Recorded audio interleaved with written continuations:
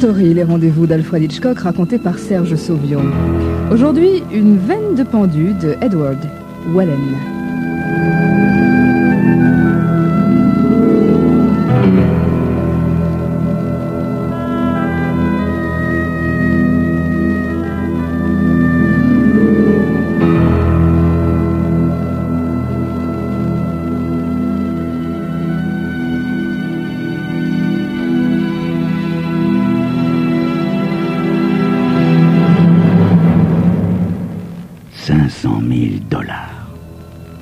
$500,000. La chance souriait enfin à Marc Dermont. Dès son entrée au Diamond Club ce soir, Madame Lachance ne l'avait pas lâché d'une semelle. De ses premières mises très modestes, jusqu'au moment où il s'était élevé au niveau des plus gros parieurs, Madame Lachance ne l'avait pas quitté. Jamais elle ne lui avait fait défaut. Et maintenant, Marc ramassait tous les jetons sur le tapis. $500,000. Un frisson le parcourut des pieds à la tête. Il aurait dû danser de joie. Jamais il n'aurait pu être plus heureux qu'en cet instant. Et pourtant, il était mort de peur. À la façon dont chacun l'observait, il sentait qu'il était en danger. Jamais cette meute de loups sauvages ne le laisserait partir avec l'argent, lui qui était étranger à la ville. Les pensées noires se bousculaient dans sa tête. Sans doute, personne ne l'attaquerait ici en public, mais il était certain que l'agression aurait lieu au dehors, entre le casino et son hôtel. Il décida donc qu'il ne rentrerait pas à l'hôtel. Une fois l'argent touché, il quitterait la ville. Ça lui était bien égal de perdre quelques vêtements. Avec $500,000, il pourrait s'offrir tout ce qui lui plairait. Seulement, il fallait trouver le moyen de fausser compagnie à la meute. Marc savait qu'ils seraient tous sur ses talons dès qu'il aurait franchi le seuil du casino et que l'un d'entre eux ne tarderait pas à lui voler son argent. Peut-être même alors un deuxième voleur attaquerait-il le premier, mais ça n'arrangeait rien pour lui. Il aurait bel et bien perdu ses $500,000. En tout cas, il fallait absolument toucher cet argent. Mais il n'arrivait pas à réfléchir sous ses regards avides. Peut-être trouverait-il une solution quand il aurait les billets de banque entre les mains. Le directeur du casino le reçut dans son bureau, ouvrit un coffre-fort et compta 500 billets de $1,000 plus quelques billets de 100. C'était exactement le montant des gains de Marc Dermont, mais pour éviter toute erreur, le directeur lui demanda de recompter l'argent. Marc compta les billets un à un, puis les glissa dans une grosse enveloppe brune que lui tendait le directeur. Jusque-là, aucun billet n'avait pu être subtilisé. Tout était clair et net. Jusqu'à ce jour, Marc Dermont n'avait jamais vu un billet de $1,000, mais il ne doutait pas que ceux-ci fussent authentiques.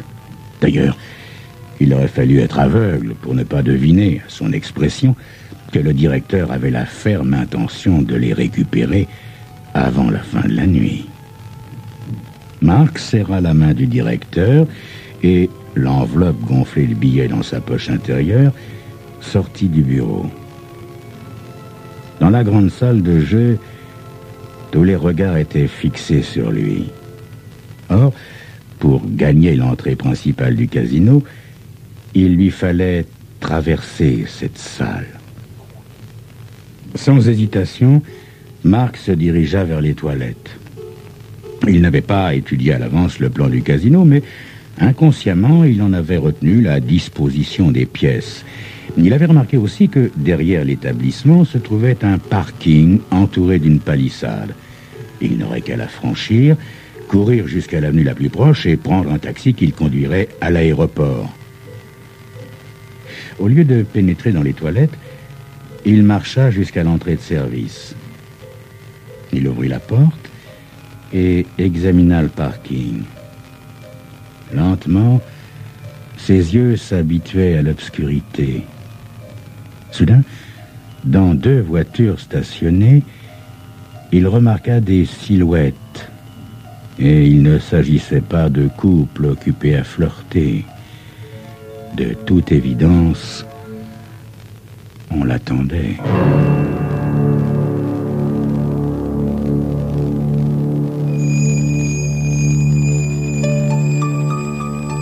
Comment réussirait-il à atteindre la palissade et à quitter ce maudit casino avec ses 500 000 $ en poche? C'est ce que vous saurez dans quelques instants.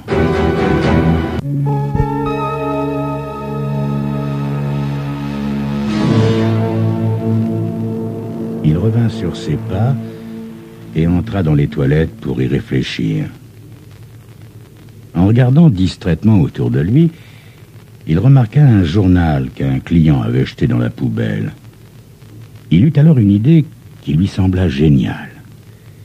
Patiemment, il découpa le journal en morceaux de la taille des billets de banque et les mit dans l'enveloppe brune à la place des vrais billets. Puis, s'approchant du distributeur de serviettes en papier, il s'apprêta à y glisser les 500 000 $.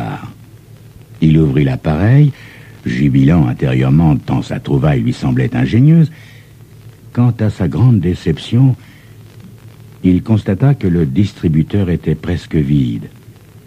Ceci expliquait sans doute l'absence de la dame des lavabos. Oui, elle avait dû aller chercher des serviettes en papier à la réserve. Si Marc avait caché son argent dans le distributeur, elle l'aurait certainement découvert. Et alors, adieu les 500 000 $. Marc refermait l'appareil lorsque la dame des lavabos entra, un paquet de serviettes en papier à la main. Marc s'approcha d'un lavabo et se lava les mains, observant dans la glace la femme qui remplissait le distributeur de serviettes. Après s'être essuyé les mains, Marc sortit tranquillement des toilettes. Il lui fallait trouver un autre endroit où cacher son argent pendant quelques heures. Mais d'abord, il voulait demander au directeur l'autorisation de laisser l'enveloppe dans le coffre-fort du casino. Le directeur ne se douterait pas que l'enveloppe était pleine de morceaux de journaux et ne tenterait rien contre lui. Un danger, et pas le moindre, serait ainsi écarté. Marc revint au bureau du directeur. Il frappa à la porte entrebâillée qui s'ouvrit toute grande. La pièce était vide.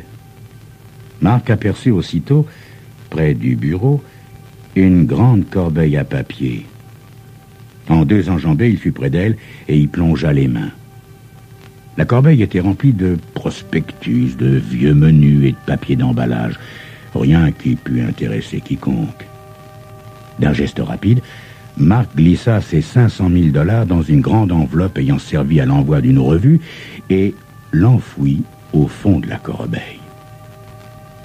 Sans raison apparente, il conserva les billets de 100 $ qu'il cachait dans l'une de ses chaussures quand le directeur entra dans le bureau.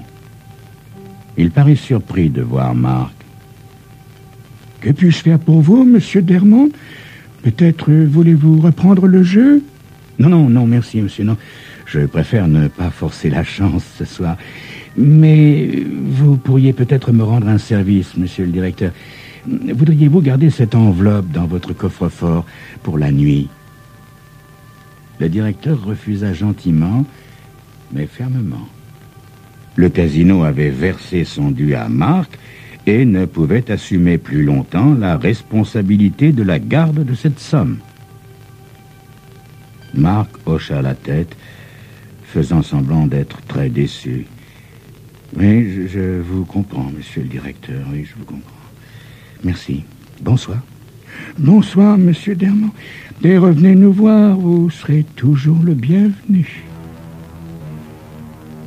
En traversant la salle de jeu, avec tous les regards avides fixés sur sa veste à l'intérieur de laquelle on devinait les billets de banque, Marc se vit en train de marcher vers la guillotine.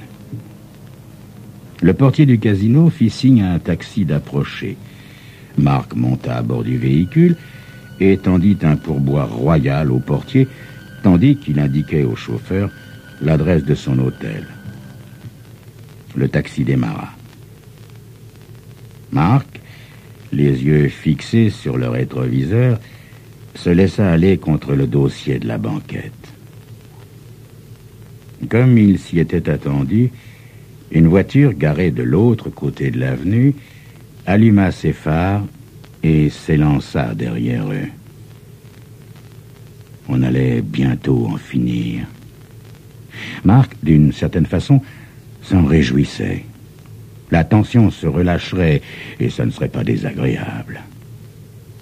Il réfréna un sourire nerveux et, se penchant en avant, tapota l'épaule du chauffeur. « Dites, essayez de semer la voiture qui nous suit. Vite !» Le chauffeur réagit comme si une mouche l'avait piqué. « Ah, dites donc, vous manquez pas d'air, vous !»« Non, écoutez, faites ce que je vous dis et vous ne le regretterez pas. Semez cette voiture. » Le chauffeur de taxi écrasa l'accélérateur. Les immeubles se mirent à défiler à toute vitesse de chaque côté de la voiture. Les roues crissaient dans les tournants tandis que les rues se succédaient à une vitesse folle. Si le chauffeur n'avait pas répondu avec enthousiasme à la demande de Marc, apparemment, il prenait maintenant beaucoup de plaisir à cette course. Lorsque Marc eut la certitude qu'ils avaient distancé leurs poursuivants, il tapota de nouveau l'épaule du chauffeur de taxi. « C'est parfait, monsieur, vous avez été très efficace. Je crois qu'on les a bel et bien semés. Bien, conduisez-moi à mon hôtel à présent. » Le chauffeur acquiesça d'un signe de tête, mais prit la direction opposée. Et dès qu'ils furent sortis de la ville, arrêta sa voiture sur une route déserte. « Dites donc, chauffeur, c'est pas du tout ma destination ?»« Non, monsieur, en effet. » Le chauffeur se retourna, un Colt 45 au poing. Marc n'était guère surpris. Sur ordre du chauffeur, Marc descendit de voiture et posa les deux mains sur le toit du véhicule. Le chauffeur fouilla Marc et retira de ses poches un portefeuille et l'enveloppe brune. Il glissa celle-ci dans la poche de son blouson et jeta le portefeuille dans le fossé. Puis, il fit signe à Marc de s'éloigner, s'assit au volant de son taxi et démarra en trombe. Simulant la colère, Marc agita le poing en direction de la voiture qui filait. Mais il ne put s'empêcher de rire en pensant à l'accueil qu'aurait le chauffeur.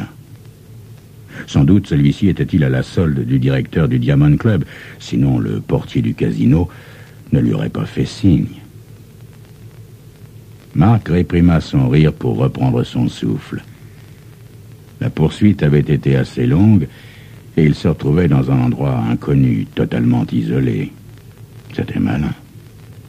Il lui faudrait davantage de temps qu'il ne l'avait prévu pour retourner au Diamond Club, récupérer son enveloppe dans la corbeille.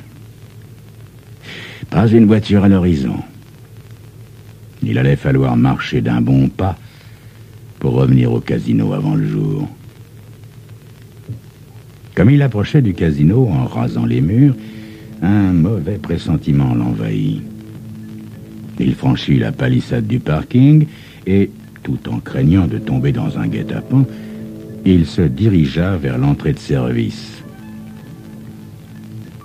Le casino était presque entièrement plongé dans l'obscurité. Seule une lumière brillait à une fenêtre, sans doute une pièce où la femme de ménage vaquait à ses occupations. La porte de l'entrée de service n'étant pas verrouillée, Marc entra. La femme de ménage qui passait l'aspirateur ne l'entendit pas approcher. Il se faufila derrière elle et gagna le bureau du directeur. Le ménage avait déjà été fait dans cette pièce. La corbeille à papier était vide. Marc en eut le souffle coupé. Il resta pétrifié un instant, sourd même au bruit de l'aspirateur. Puis, il rassembla ses esprits et courut vers la femme de ménage. Elle sursauta en sentant sa main sur son épaule et arrêta l'aspirateur. Marc se fit passer pour un membre du personnel et lui demanda ce qu'elle avait fait du contenu de la corbeille à papier dans le bureau du directeur. « Ma foi, j'en ai fait ce que je fais chaque jour, monsieur. Je l'ai brûlé, là, derrière la maison. » Marc se précipita dehors et aperçut contre le mur un tas encore fumant. Il dispersa les cendres brûlantes. Les larmes lui montaient aux yeux. Et puis soudain, il éclata de rire. Il avait toujours les billets de $100 dans sa chaussure.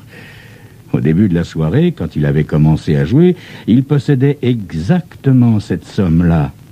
Il n'avait donc rien perdu. Demain, il tenterait encore sa chance. Il était sûr qu'elle serait là, une fois encore. Il était sûr que sa chance ne l'abandonnerait jamais. Quand il repartit, les premières lueurs de l'aube apparaissaient dans le ciel.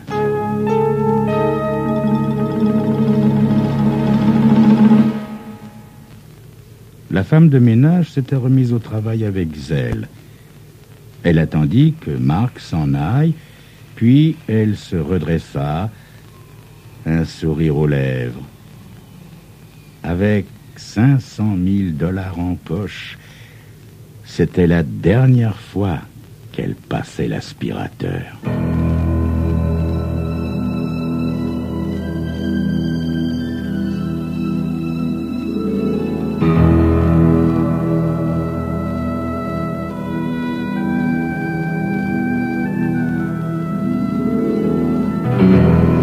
C'était Crime Story, les rendez-vous d'Alfred Hitchcock racontés par Serge Sauvion.